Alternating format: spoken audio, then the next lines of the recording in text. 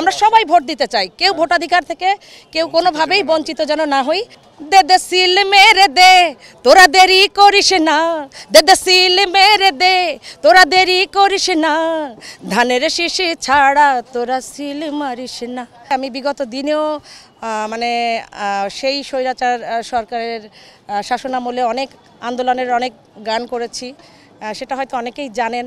এবং যখন আমাদের ম্যাডাম কারাবন্দি ছিল, দে দে জেল ভেঙে দে, তোরা দেরি করিস না, জেলের ভেতর মাকে আর থাকতে দিব না, এটি একটা মানে সেই সময়কার অনেক ভয়ঙ্কর একটা গান, যে সময় বিখ্যাত একটা গান। এবং এই কারামুক্তির ম্যাডামের কারামুক্তির এই গানটি ইউটিউবে একটা মানুষ লাইক দেবে এমন মানুষও সে সময় খুঁজে পাওয়া খুব কঠিন ছিল।